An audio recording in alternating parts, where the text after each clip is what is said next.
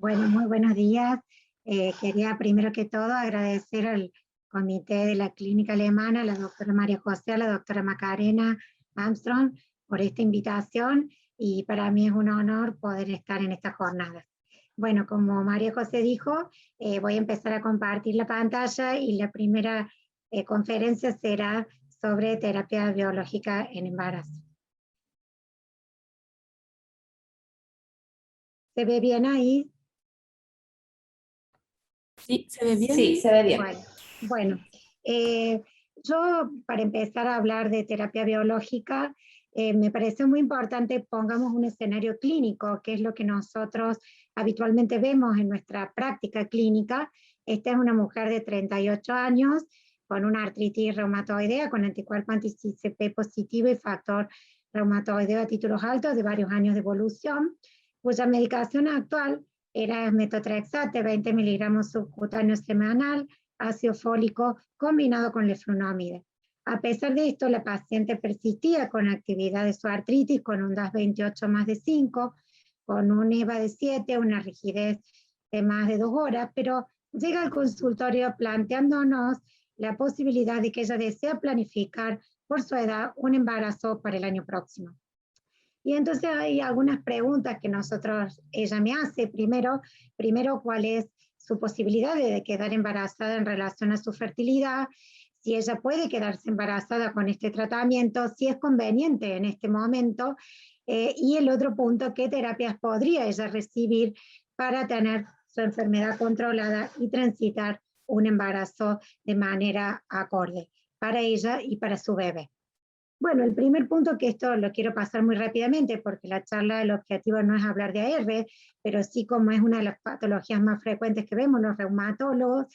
es importante la primera pregunta que nos hace el paciente, que es decir, ¿puedo yo quedar embarazada? Hay recientes estudios que han comentado una disminución en la fertilidad en pacientes con AR comparado con el lupus, que esto podría tener algunas causas como la edad más tardía, en querer realizar la concepción por tener una enfermedad crónica, la nulliparidad, la alta actividad de la enfermedad, la ingesta de AINE de estos pacientes, así como también la disminución del deseo sexual por fatiga, dolor o limitación funcional. Y hay algunos mecanismos propuestos por lo cual la naturaleza de esto sería multifactorial, como algunas alteraciones en las citoquinas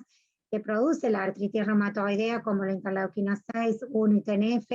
que producen alteraciones en la implantación embriónica. Esto llevaría también a una función aberrante de la célula T, y también la ingesta de AINE sabemos que está asociada con un fallo de la ovulación, una disrupción en la implantación del blastocito, así como también se ha encontrado en algunos trabajos algunos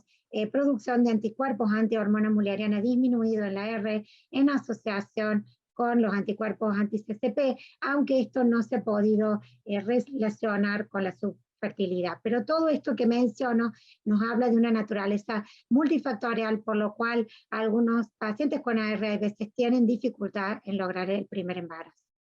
Ahora, algunas preguntas que nos podríamos hacer de este caso es ¿cuándo aconsejaríamos el embarazo en esta paciente? ¿Qué tratamiento recomendaríamos? ¿Y qué medicaciones y cuidados realizaríamos? Y hoy sabemos que cuando nosotros estamos ante una paciente con embarazada con una enfermedad reumática, lo ideal es que esta paciente se embarace con cualquiera de ellas, con una enfermedad en remisión, y ahí es muy importante que tengamos en cuenta que tenemos que tener fármacos compatibles con el embarazo para mantener la remisión. Y ahora en el caso de que el paciente se embarace con una enfermedad activa o con una enfermedad con reactivación severa, es importante que esta terapia sea individualizada, tratando de manejar el riesgo-beneficio y tratando de prevenir una morbimortalidad severa tanto para la madre como para el niño.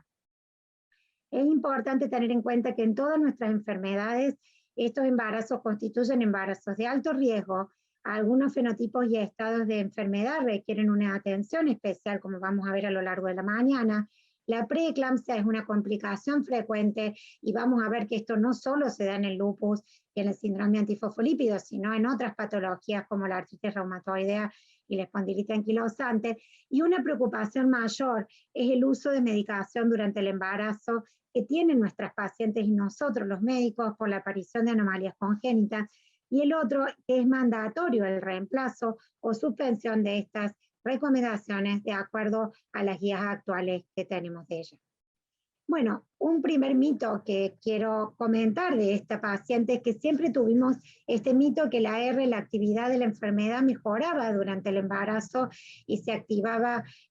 durante el puerperio, y es un mito que un poco quiero derribar en esta charla, y sobre todo porque esto va de la mano del uso de biológicos en esta patología en la embarazada. Hay un 48% en algún estudio de pacientes con AR que mejora la actividad de la enfermedad durante el embarazo, y un 41% se reactiva en el puerperio, medido esto por DAS28, pero el Paris Study recientemente ha encontrado que un 50% de pacientes con AR muestran actividad de la enfermedad durante el embarazo. Un reciente estudio que es muy interesante evalúa el riesgo de resultado del embarazo adverso en espondiloartritis con compromiso axial y artritis reumatoidea. Y fíjense qué interesante que en este estudio las mujeres con artritis y espondilitis tenían un riesgo mayor de resultados adversos al embarazo, y que la actividad de la enfermedad era un predictor de parto pretérmino en mujeres con artritis y espondilitis, y que esta actividad estaba estrechamente relacionada con un resultado obstétrico adverso como es el parto pretérmino. También es importante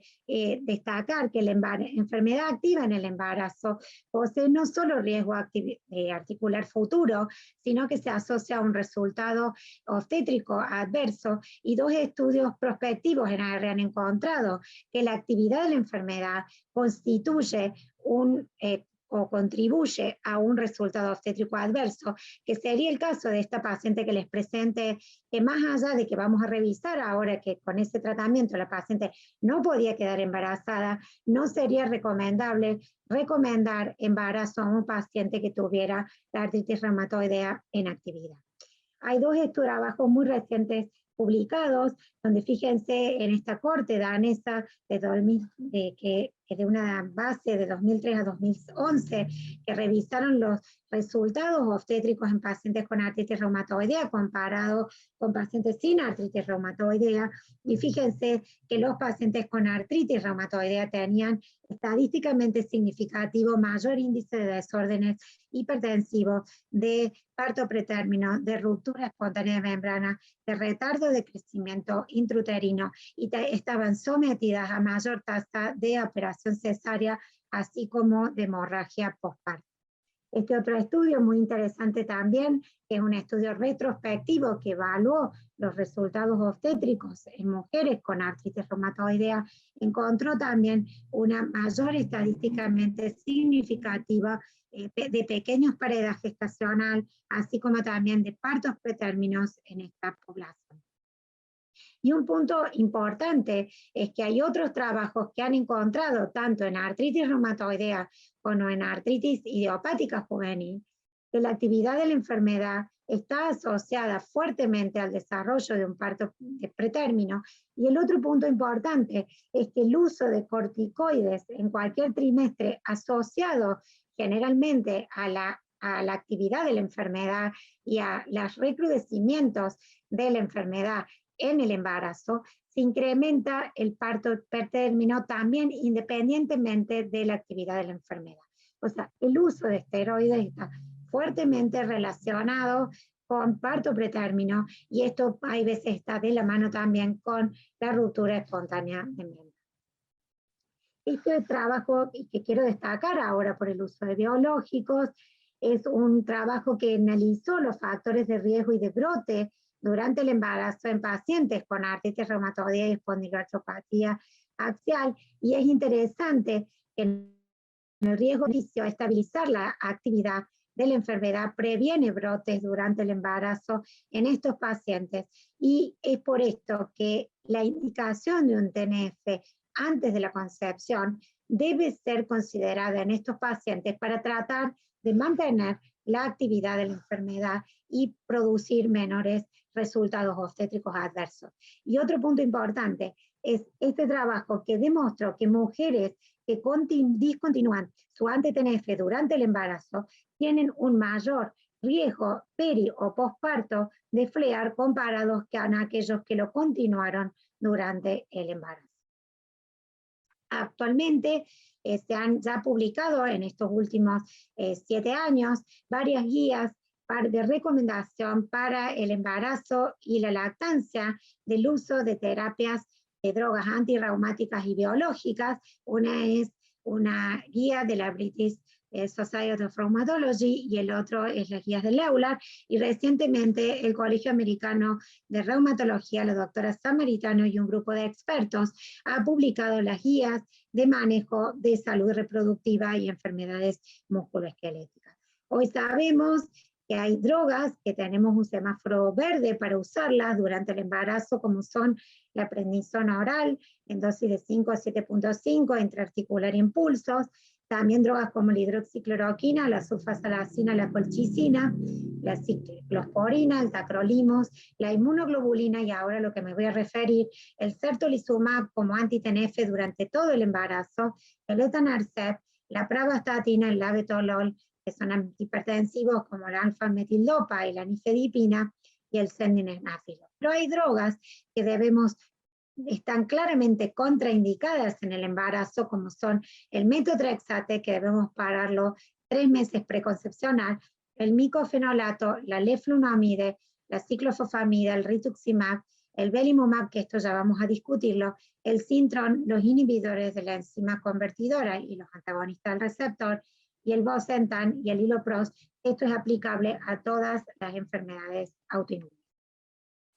Como recién dijimos, en esta paciente nuestra que tenía artritis reumatoidea, las drogas no permitidas claramente son el leflunomide y el metotrexate. El metotrexate está claramente contraindicado en el embarazo y puede ser productor de aborto y de anomalías congénitas. De hecho, los obstetras lo utilizan como tratamiento del embarazo ectópico y es importante suspenderlo 3 meses antes con la administración concomitante de ácido fólico. El leflunomide también sabemos que está contraindicado y debe suspenderse al menos 2 años previos. Si la paciente quiere acortar este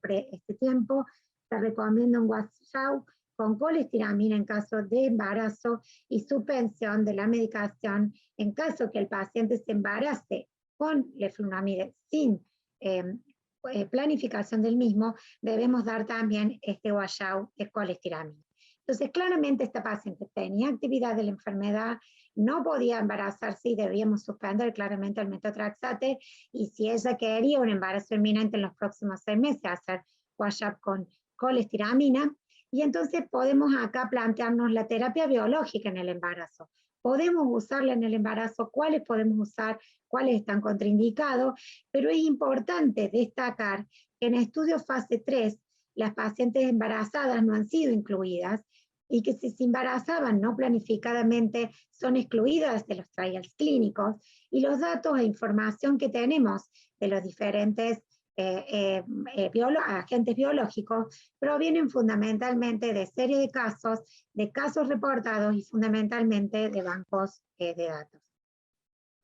Nosotros sabemos que las inmunoglobulinas biológicas están compuestas por 3 grupos: los anticuerpos monoclonales, las proteínas de función tipo fragmento FC, que esta entraría el etanercept, y los fragmentos Fab, que tienen una estructura parcial o completa de IgE. Es importante que analicemos cómo es el transporte placentario de las inmunoglobulinas para poder entender un poco qué biológicos nosotros podríamos utilizar en el embarazo. Nosotros sabemos que los neonatos utilizan y confían en el transporte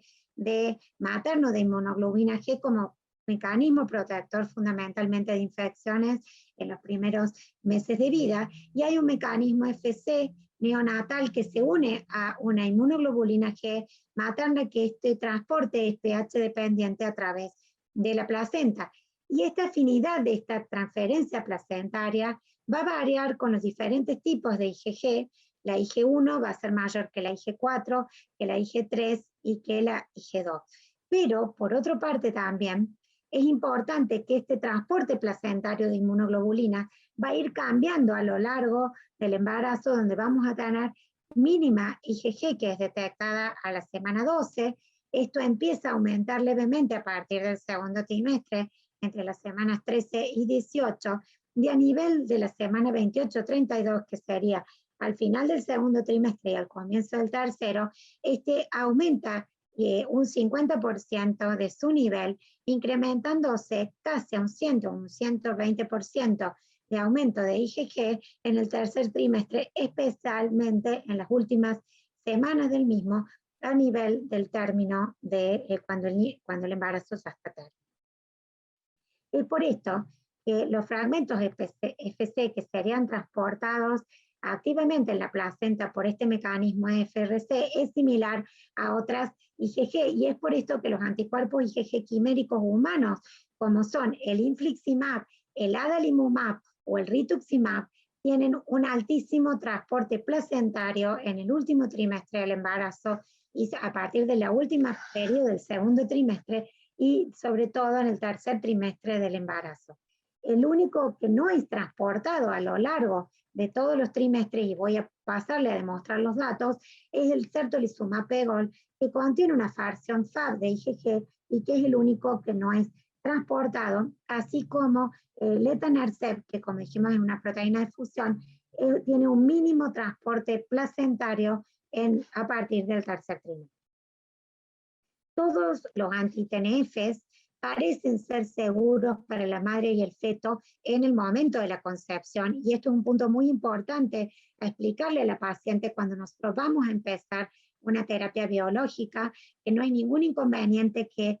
quede embarazada la paciente en el momento de la concepción. Con los anti-TNF, la mayoría de los problemas en la concepción siempre están relacionados con el metotrexate, y es importante destacar que todos los anti-TNF son seguros en el primer trimestre, pero deberían ser interrumpidos a la semana 30 de gestación por el traspaso que les comenté tan alto, porque en ese caso, si continuara la administración del TNF durante el tercer trimestre, los niños nacidos de estas mamás no podrían ser vacunados con vacunas a virus vivos o con BCG, por ejemplo, que nosotros vacunamos en Argentina para la tuberculosis. Esto es importante, excepto en dos situaciones. Se sabe que el infliximab debe ser suspendido a la semana 20, a diferencia del adalimumab o de los otros anti-TNF, y el único que puede o está permitido todo el embarazo es el certolizumab pegol. Bueno, el certolizumab pegol, algunos estudios incipientes in vitro empezaron a demostrar que el certolizumab no se unía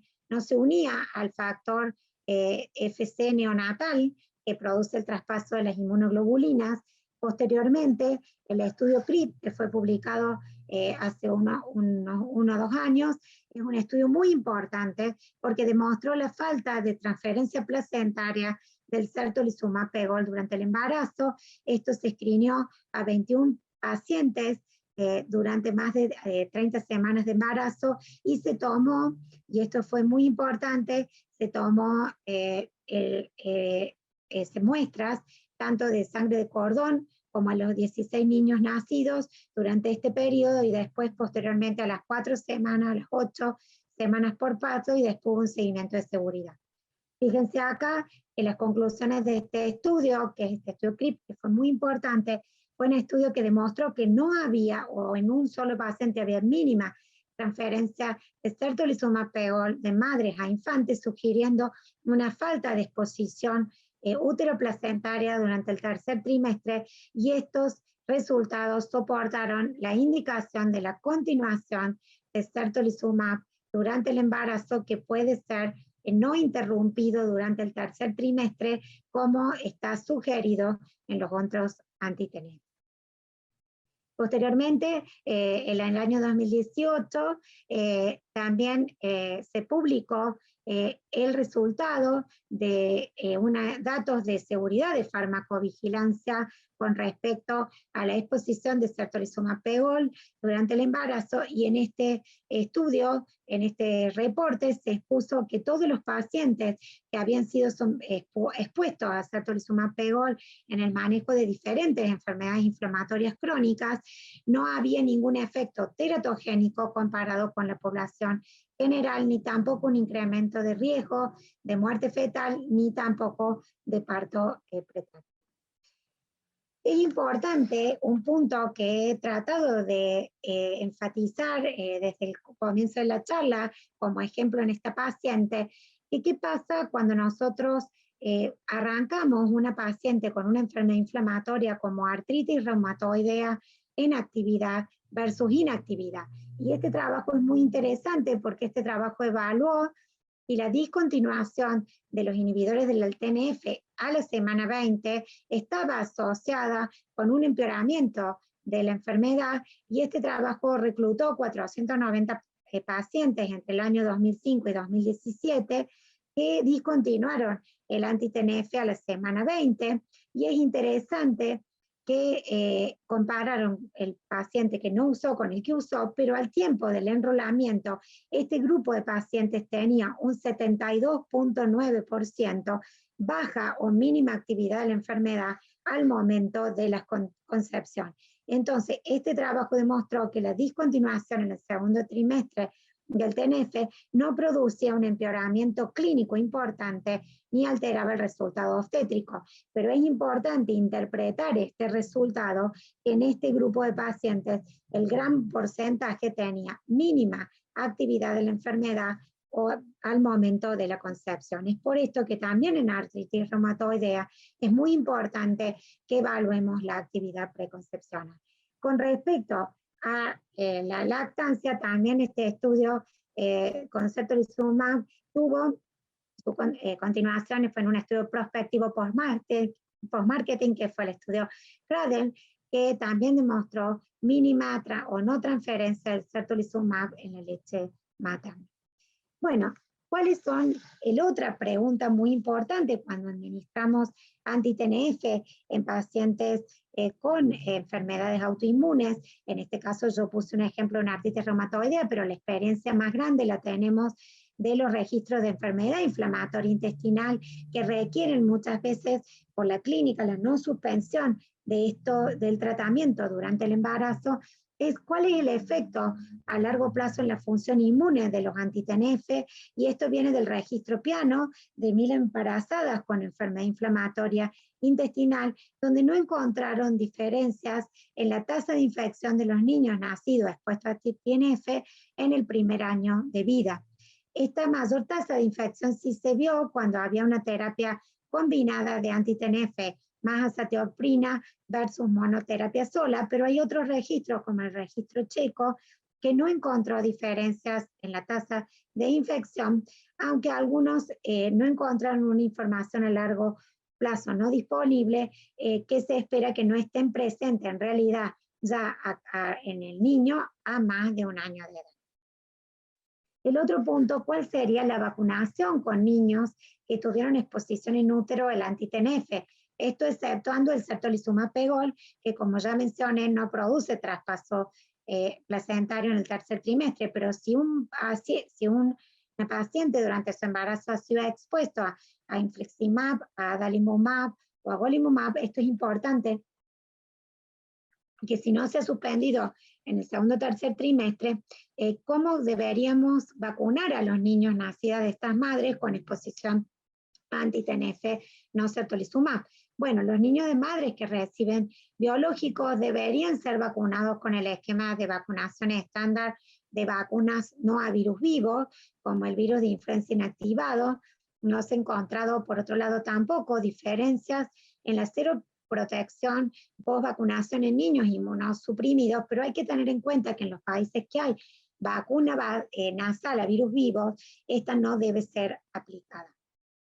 La vacuna inactiva de hepatitis a los 12 meses es recomendada en niños inmunodeprimidos y en niños con alto riesgo de infección. y también el esquema de vacuna con hepatitis B, que se suele hacer al día 1, 4 y 6 meses. No hay reportes de infantes vacunados con previa exposición inútil ante TNF, y tampoco parecería que los niños tuvieran una menor respuesta con anti-TNF en niños que hayan sido expuestos con enfermedad inflamatoria intestinal. Con respecto a la vacuna antineumocóxica conjugada, que sabemos que también ha sido bien tolerada en niños expuestos con anti-TNF, teniendo una respuesta inmune normal, y con respecto a la vacuna de la difteria, del tétano pertussis y la polio inactivada, estas son seguras, con respuesta inmune normal y sin complicaciones tampoco en infantes que habían sido expuestos a anti-TNF o a rituximab. Con respecto a la vacunación a virus vivo, está totalmente contraindicada. Esto es importante. Está contraindicada en los anti-TNF no certolizumab, o sea, si el paciente ha tenido por cuestiones de actividad materna de la enfermedad, no debería recibir vacunas a virus vivos atenuados, como la sarampión, la varicela y el rotavirus, ni tampoco la BCG, que esto lo menciono porque en Argentina nosotros colocamos la BCG, y en niños, y esto es importante porque en niños expuestos prenatalmente a biológicos, no debe ser administrada hasta 6 meses, hasta que el nivel de biológico sérico no sea detectado. Y esto es importante también porque nosotros en Argentina no en todos los centros tenemos disponibilidad de dosar biológicos, que así que bueno, esto es importante tener en cuenta, que en los países en donde uno no puede hacer una dosificación de estándar, por lo menos el niño no debe ser vacunado con BCG hasta 6 o 9 meses posterior a la exposición al biológico. Sí hay casos de un niño con un caso fatal de madre por TBC expuesta a infliximab y que se le aplicó la BCG a los 3 meses, y reporte de 15 casos que desarrollaron lesiones locales y linfadinopatía a la semana del nacimiento. También es importante la vacunación a los contactos de niños con expuestos a biológicos por el potencial riesgo en los primeros meses de vida de los convivientes expuestos de biológicos intraútero. Deberían recibir las vacunas de rutina, pero deben mantener buena higiene y deben evitar el contacto con heces de individuos vacunados con rotavirus por una semana, y también en pacientes que desarrollaran rash por vacuna de varicela zoster, evitar el contacto. Bueno, con respecto a otros biológicos, ustedes saben que el rituximab también es un anticuerpo monoclonal anti-CD20. Esto es importante, hay un registro de numerosos casos, de 72 estudios prospectivos. Algunas de estas guías, como las EULAR,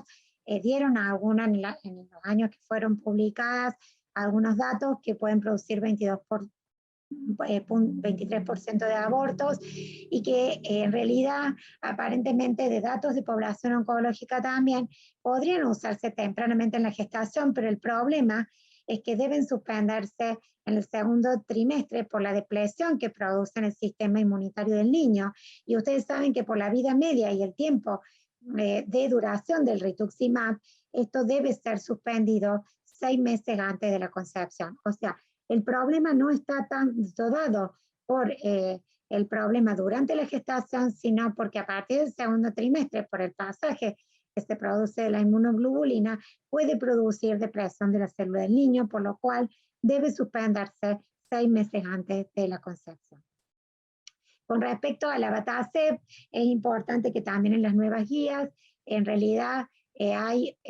digamos, reportes de abortos con el uso concomitante de metotrexate y 8% de malformaciones. En realidad, hasta en las últimas guías que les mostré, americanas, de Samaritano, hay falta de datos de seguridad. En realidad no hay un demasiado conocimiento ni de datos casos reportados, por lo cual, por falta de datos de seguridad, no se recomienda el uso durante el embarazo y la lactancia, y se recomienda otra alternativa terapéutica a la terapia biológica.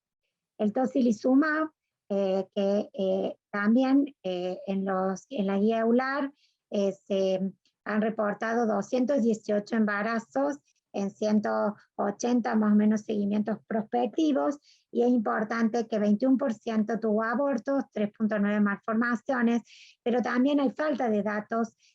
de recomendación, por lo cual debería ser evitado tanto en embarazo y lactancia, y como la Batase se aconseja suspender 3 meses antes de planificar la concepción. Con respecto a las pequeñas moléculas, como maltofasitinib, velverticinib y también el apremilast, la mayoría de los expertos aconsejan no su uso en embarazo y lactancia. Hay 34 embarazos que se han reportado que vienen de los datos del laboratorio. La recomendación es suspender 2 meses antes del embarazo, y al ser una pequeña molécula sí sabemos que se transfiere por la leche materna, por lo cual la lactancia debe ser sí o sí evitada, pero también es importante acá que al no tener datos de seguridad, esto debemos resuspenderlo 2 meses antes de la planificación del embarazo. Con respecto al belimumab, bueno, también por la falta de datos, la mayoría de los expertos aconsejan no su uso en el embarazo y la lactancia. En realidad, el laboratorio en algunos estudios post-marketing han encontrado que no habría demasiado problema en el momento de la concepción con belimumab, pero no tenemos suficientes datos para hacer esta recomendación, y sí sabemos que se debe suspender 3 meses antes del embarazo, y también la lactancia no estaría recomendada por falta de datos en la misma, y esta recomendación, aparte de las guías EULAR y la guía británica, ha sido ratificada por la guía recientemente publicada del Colegio Americano. Bueno, con respecto a lo que les mencioné antes, todas nuestras enfermedades inflamatorias tienen un riesgo de preeclampsia. Ustedes saben, fíjense que cuando uno analiza los factores de riesgo para desarrollar preeclampsia, que es la tensión relacionada al embarazo, sabemos que la preeclampsia, dentro de los factores de riesgo, aparte de la preeclampsia previa, la insuficiencia renal, la hipertensión crónica o la diabetes, las enfermedades autoinmunes que siempre tenemos visualizado, el lupus eritematoso sistémico, el SAF, la artritis reumatoidea, y también hoy hay reportes de que la espondilitis tendrían mayor tasa de desarrollo de preeclampsia. Es por esto que en estas pacientes también debemos hacer un screening en la semana 11 o 14. Este screening de algoritmo combinado trata de hacer un score de riesgo para la detección, que sería, pone en este esquema los factores de riesgo materno que les acabo de mencionar, el Doppler de las arterias uterinas y el dosaje de marcadores placentarios, y en eso hace un riesgo estimado de la posibilidad de desarrollar preeclampsia y retardo de crecimiento. Es interesante que en los grupos de riesgo, ya un metaanálisis cerca del 2007 demostró que dar aspirina preconcepcional reducía de una manera moderada el factor de riesgo para preeclampsia. Recientemente el estudio ASPRE, que fue publicado en el New England Journal of Medicine, comparó aspirina a dosis de 150 miligramos de la semana 11 en los grupos de riesgo, comparado con placebo, y este estudio encontró una disminución de riesgo moderado en pacientes que habían tenido el cribado con el tratamiento con aspirina de 150 miligramos. Es por esto que nosotros recomendamos a nuestras pacientes que comenzar no por abortos ni por tener presencia de anticuerpos o no antifosfolípidos, sino por ser factor de riesgo para preeclampsia, hacer esta prevención con dosis bajas de aspirina. Pero muy importante en el uso y en el manejo de estas pacientes es el equipo multidisciplinar, en donde debemos hacer una estimación del riesgo materno-fetal, un riesgo clínico obstétrico, también el riesgo de preeclampsia, y como mencionamos antes, muy importante, la evaluación farmacológica del tratamiento de base. En este caso puse un ejemplo de la artritis porque es muy importante el mito que tenemos nosotros de que la artritis mejora durante el embarazo, y ya vemos que si la paciente arranca el embarazo con una enfermedad activa, esto tiene un impacto tanto en la madre, su enfermedad, pero también en el niño, y también es importante el ajuste farmacológico en el tratamiento del base para tratar de sustituir drogas teratogénicas por no, y además planificar la profilaxis de preeclampsia.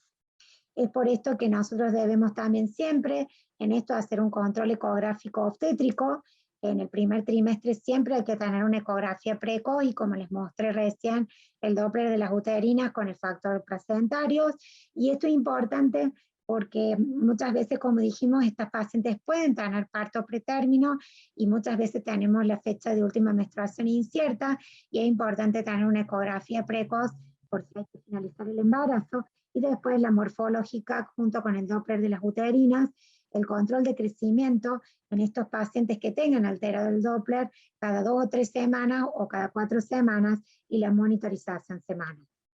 Entonces, ¿cuáles serían los mensajes para llevarse a casa en la R? Planificación de embarazo, que la R es un embarazo de alto riesgo, que requiere tener control de la actividad de la enfermedad, tener una medicación segura, el manejo de un equipo multidisciplinario es esencial y también el monitoreo fetal. Con respecto a los mensajes que tenemos sobre las drogas biológicas, en realidad tenemos que saber que el riesgo de brotes y complicaciones en el embarazo debe ser considerado y siempre puesto en valor con respecto a la terapéutica, ya que se puede continuar con los anti-TNF. Sabemos que el certolizumab pegol está permitido todo el embarazo y los otros anti-TNF los podemos parar a la semana 30, excepto el infliximab, pero si tuviéramos ante una enfermedad inflamatoria intestinal o ante una artritis reumatoidea activa que estuviera con otra droga que no fuera otro anti-TNF, certolizumab, podemos continuarlo, pero tenemos que tratar de no vacunar a este niño durante 6 a 8 meses post exposición al biológico. Sí sabemos que podemos, si el paciente se embarazó con una enfermedad inactiva, con anti-TNF, podemos pararlo a la semana 30, si no es certolizumab, y si es certolizumab pegol, continuarlo todo el embarazo. Es importante con respecto al rituximab, que produce la depresión de células B que ocurren en niños expuestos, sobre todo en el segundo o tercer trimestre, no sería tanto el problema en el momento de la concepción, por lo que debemos evitar su exposición 6 meses antes, pero en todos los casos las células B del niño en general lo normalizan a los 6 meses de la no exposición a la droga. Es muy importante tener en cuenta que la vacunación a gérmenes muertos o inactivos debe ser rutinaria y es bien tolerada en niños expuestos a biológicos y debe realizarse, pero la vacunación a gérmenes vivos atenuados debe posponerse hasta 6 meses de la exposición al biológico o hasta que el biológico sea indetectable en el caso que estemos en un centro que podemos dosarlo. Y es importante este trabajo multidisciplinario con los obstetras porque puede lograr un éxito terapéutico y tener un bebé vivo y una mamá con una buena calidad de vida. Y bueno, esta es una foto de una de mis pacientes con artritis reumatoidea que logró esta hermosa niña a las 38 semanas de embarazo. Bueno, muchas gracias y estoy abierta a las preguntas.